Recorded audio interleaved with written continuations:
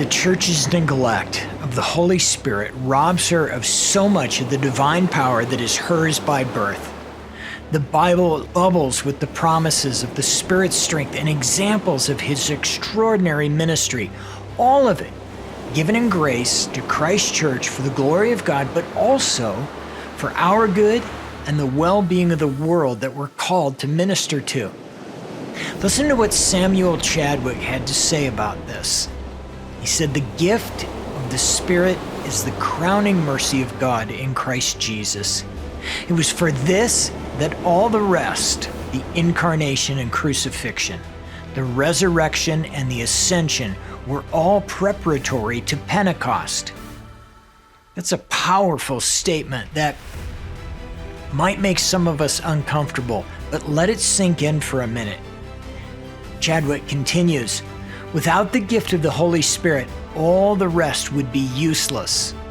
The great thing in Christianity is the gift of the Spirit, the essential, vital, central element in the life of the soul, and the work of the church is the person of the Holy Spirit."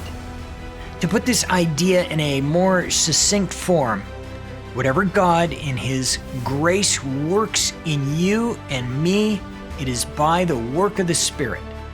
In previous episodes, I introduced you to the person of the Holy Spirit. Today, we turn our attention to His extensive ministry in and through the church, beginning with the Spirit's vital work in salvation. Welcome to Walk the Walk.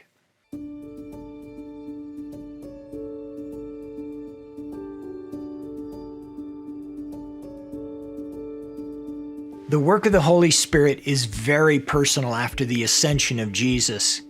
Jesus promised His intimate involvement in our discipleship, and as a part of this growth, He shows us spiritual realities we never would have known. We can see by the Spirit's involvement in the great purpose of God in conforming us to the image of His Son. The Holy Spirit is the agent through which this spiritual change occurs. Besides these individual blessings, the Spirit is involved in every aspect of the life of the church.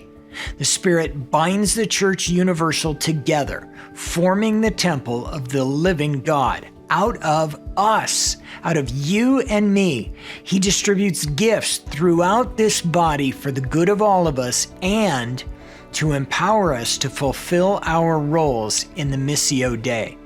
The Holy Spirit of Christ is involved in every aspect of the life of a Christian, marking us, leading us, preserving us, but all these wonderful blessings mean nothing if we are not in union with Christ.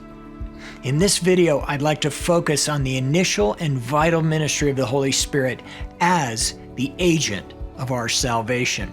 Understanding the biblical truth of salvation demands a bit of sophistication on our part, as we're tempted to use the slogan, "Jesus saves," without digging into the details of that truth. For our brief purposes, we'll consider the whole of salvation in two parts: atonement and application of atonement, neither of which should be separated from the other.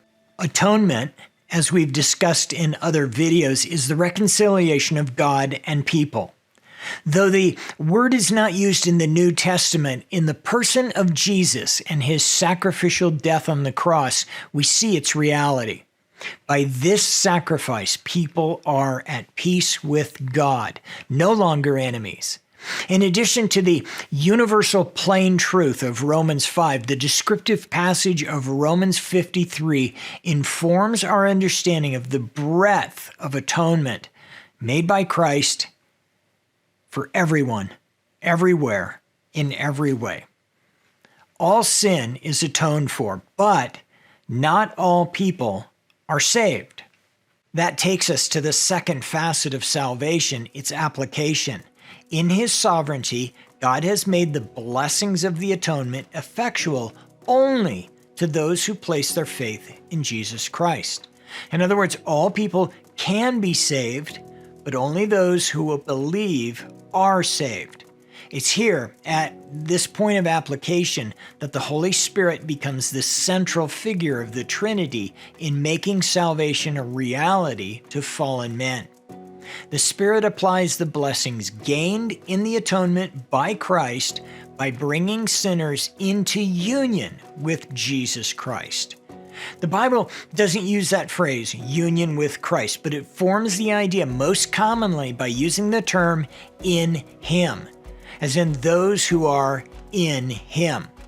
For example, the first great promise of the application of atonement in Romans chapter 8 says, "There is therefore now no condemnation for those who are" what? In Christ Jesus, in union with Him. The forgiveness of sin becomes effectual to those souls that are in union with Christ. So the question then is, how does one become in union with Christ? And the answer is through the ministry of the Holy Spirit, who is empowered to create that spiritual union where it did not exist before. A more familiar term to most Christians is born again. Jesus himself uses this term to explain to Nicodemus how a person comes to be in him. He says to Nicodemus that unless one is born again, he cannot enter the kingdom of God. Nicodemus thinks in purely outward terms, and that's as we would expect, as from a Pharisee. But Jesus is telling him something altogether different from his day-to-day experience. Being born again would be a spiritual rebirth. You see, humankind born under the curse of Adam as a fallen people cannot be a part of the kingdom. Only when we are born again, made in union with Christ, spiritually reborn, and put in Him, only then does the forgiveness of the atonement apply to us, and it enables us to become kingdom citizens. How does this happen? Even Jesus says that the spiritual transformation is a mystery, but mysterious as it might be, we can discern the separate components of this vital ministry, starting with conviction. Conviction refers to the Spirit's work of convicting the world of sin and its impending judgment. It is through the ministry of the Holy Spirit that we become aware of sin and our separation from God. We become aware of our helpless condition, our inability to save ourselves. It's only when our soul awakens to this peril that we even see the necessity of Jesus and become open to faith in Him. That's the point where we make the fateful decision to receive the gift of God in Christ or reject it. Conviction is the point where the gospel becomes the most beautiful thing we've ever heard, and it becomes this invitation that some will accept and others will reject. To accept the invitation is to put our faith in Jesus as Savior and to be regenerated. This regeneration is what we refer to as conversion. This is our response of repentance and faith to the invitation of the gospel. The Holy Spirit works in this action. As Herschel Hobbs says, he works in a person's believing on Jesus. The Holy Spirit points the convicted sinner to Christ, his only hope, and enables him to turn to Christ in faith and to trust Him. This enabling is not to be underestimated, because as fallen people, we are fully self-reliant, and without the Spirit's influence, we would not turn from ourselves to Jesus. Regeneration is the result of this belief, and it is wholly the work of God in the Spirit. Through the Holy Spirit, fallen human beings are acted upon and given a new life, an immortal life, unlike the life that we inherited from Adam.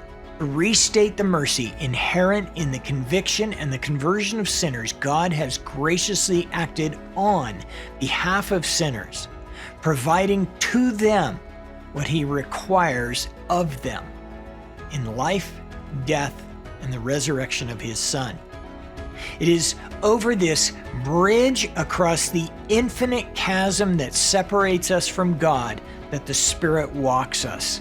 To think about all of this and grasp the immensity of God's grace and salvation is to see the first glimmers of the place of the Holy Spirit in the life of Christians and of Jesus' church. This is the entry point through which every Christian passes coming into the kingdom, and it is a Holy Spirit of Christ who is the agent that brings us through. But this is just one component of his multifaceted ministry, the rest of which we will learn about in the videos that follow. Once a believer is born again, that is, in Christ, a whole new life of learning to live in holiness, of growth in Christ-likeness is set out before us. The subsequent work of the Spirit then turns to conforming us to the image of our Savior, a lifelong process that none of us will fully master. Cooperate with the work that the Spirit is doing in your life and know all the blessings that God has laid out for your life. God bless you, my friends.